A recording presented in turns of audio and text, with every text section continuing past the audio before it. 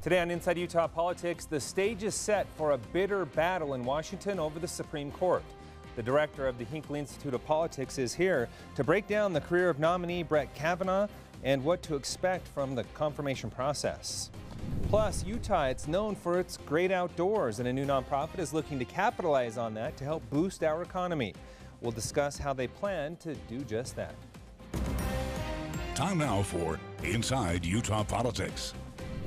Good Sunday morning, and thanks so much for joining us for Inside Utah Politics. I'm Glenn Mills. We begin this morning with Jason Perry, the director of the Hinckley Institute of Politics. He's here with some nonpartisan insight on a very partisan process in Washington. Jason, as always, great to have you on the show. Thanks for being here. Glad to be with you. Okay, so break down the career of Brett Kavanaugh for us. He's not an unknown. We know plenty about him through his time on the D.C. Court of Appeals and other positions that he has held. Yeah, we do now, and that's what's interesting. We start really doing the search on these people once they get nominated. 12 years on the district court bench, conservative in terms of his rulings, and what's interesting about him is we've got about 300 court opinions to look through to see where he may come down on certain issues that are important to us in the country, particularly to us here in the state of Utah. So this is going to be very interesting to see. He's said all the right things so far as he gets ready to get into this, but this is going to be a serious battle. Are that precedent that he has, or that history that he has, does that really translate over to the Supreme Court? Because take John Roberts, for instance. You know, we really thought he would go one way, but he's surprising a lot of people in ruling in an opposite way. That's a very good insight, and it's important to think about this particular appointment because the last appointment from President Trump, Neil Gorsuch, interesting, but he's a conservative judge replacing a conservative judge.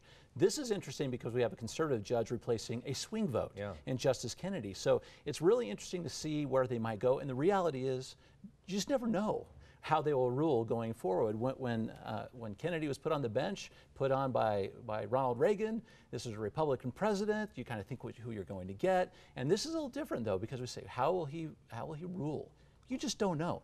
And here's what's interesting. I doubt we're going to know any better after these confirmation proceedings than we know right now. Yeah, until if he were to confirm and actually be put in that situation. What do we make of the fact that he clerked for outgoing Justice Kennedy? Well, it kind of gives us a hint to where his approach is, how he will approach cases, how he will view facts, how he will view precedent. I think he's trained well by Justice Kennedy, and I think that gives us some clues, but he's also been part of the kind of the organization of government for a while too. He was with the Republicans investigating with Kenneth Starr into the Clinton probe. He's been involved in political circles for a little while in terms of his investigation. So I think all those just give us a little hint about the kind of filter he will have as a Supreme Court justice. This is the president's second nominee in as many years. Why did he rise to the top of the list this time? Well, President Trump, when he was campaigning, used this as one of the reasons why you should vote for him. In Utah, it was very effective. If you go around the state and you say, why did you vote for Donald Trump if you did? The Supreme Court pick was at the top of most people's list. They say, well, I may or may not like President Trump, but this is a 40-year appointment, maybe, for some of these folks. And so I think that's what was so important about this. And the reason why he rose is because he's a conservative judge. He's been through a confirmation proceeding before. He has a body of work to look forward to. And I think President Trump believes this is the kind of person that his base and Republicans are looking for. A lot has been made about his stance on presidential investigations and that he has wrote in the past that presidents shouldn't be under investigation. What dynamic did that play into the decision? Well, we can only speculate about that right now, but certainly someone that has written opinions in the past that seem to support broader views of presidential power is maybe a good thing for them right now. But we just don't know where he's going to go in that. We only know he has a couple rulings out there where he has held presidential power. Let's move on to Democratic opposition. Minority Leader Chuck Schumer really speaking out vocal about Kavanaugh. Saying that he'll be a step back when it comes to women's reproductive rights and health care protections. What do we make of the Democratic opposition? Well, this is what they do right now. And we've got to break down what the facts are of this and why it's so interesting. Because of some past appointments to the Supreme Court, you only need a simple majority, all right? That's all you need to become the new Supreme Court justice. There are 51 Republicans right now in the Senate, all right? So let's just say even Senator McCain is not able to come back and vote. Just need to keep the Republicans, which means Schumer, who says, I will fight this at all costs. It's just good political theater, really, on this, because the reality is, if things go forward the way President Trump thinks so, or our own Senator Orrin Hatch thinks, it's probably likely he's going to be able to get those 50 votes. Even if, say, 2 Republicans were to defect and not vote for him, we're looking at potentially 4 Democrats right now that are saying that they're not going either way at this point. Yeah, there are still some that are on the fence. There are a couple Democrats that even voted for Neil Gorsuch when he went through his confirmation proceedings. So it becomes back to the issues on that question, right? You got to try to keep the Republicans, Collins, Murkowski, 2 very important and influential senators who have voted with the Republicans in the past. They are Republicans. It will depend on the answers to the questions. As we get closer to November, when people start talking about what about abortion rights, what about immigration, what about presidential powers, those questions will weigh heavily on the minds of particularly Democrats who are on the edge in their districts. Yeah, so let's talk a little bit more about that. A couple of the states we're looking at there are West Virginia, Alabama, Indiana. How much of a role does you know, those they represent, those senators they represent in red states, how much of a role will that play in, you know, maybe I don't like this guy, but the people I represent are telling me they do? It will play a huge role. That's who they're supposed to represent, and the political process is set to be sort of divisive on these, which is interesting since this is the 3rd branch of government, right? We're supposed to have the judiciary be separate, all right? But this is very political right now, and I think that those Democrats are on the fence or they're looking to solidify their support in their home states. They're going to try to say, if they vote for this, I'm doing what my people that I represent want. Yeah. Let's talk about the role of our own senior senator, Orrin Hatch.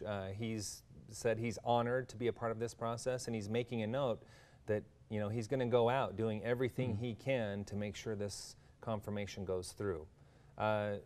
He's played a role in a lot of these processes before, so what kind of an influence can he have on this?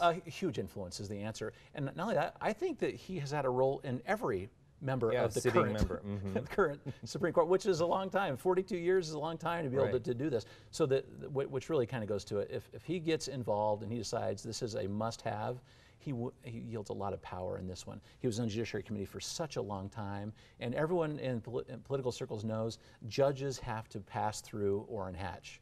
And when he decides he's in, he's pretty good at getting them through. Let's talk about the partisan process. It seems that it is getting more partisan as time goes on, because there are people sitting on the bench right now that were passed overwhelmingly, but we're starting to see this, you know, bitter fight. Why have we seen it evolve like that? I think the issues are of the day are such that people are drawing lines very quickly. This was interesting for Kavanaugh. People were sending out their press releases in opposition before they even knew who the nominee was. Yeah, some of them forgot to remove the X's and put his name in. I saw that, which kind of just shows you that your point is right on. This becomes sort of a political fight to have. I can leverage things I don't even know, but what I surmise about a person, and I try to use that for political gain. And I think that's going to be the case through this entire confirmation proceedings. They'll say, he's going to rule this way on Roe v. Wade, for example, or on immigration, therefore, and then insert what side you're on for this in terms of how you approach Kavanaugh. The White House hoping to have this done by October 1st. Do you see this going through? You mentioned just the simple majority. The Republicans have it. Do you see it happening? I see this happening before the November elections. The Republicans very much want to have this in place before that time, and they're going to try to leverage it to the Republicans saying, Republicans, you wanted a conservative court, and without question, if he is confirmed, the court will tilt more toward the conservative filter than it has had in the past. Republicans want it for the election. Democrats are going to use it to insert the parade of horribles that will happen if it's him to try to solidify their base as well. All right. Appreciate your time as always. Thanks so much for being here. Glad to be with you. Okay, coming up, we're going to continue this conversation a little bit later with our panel. But first, a new nonprofit organization has former foes standing side by side for a common cause. We'll be checking in with Utah Outdoor Partners right after the break.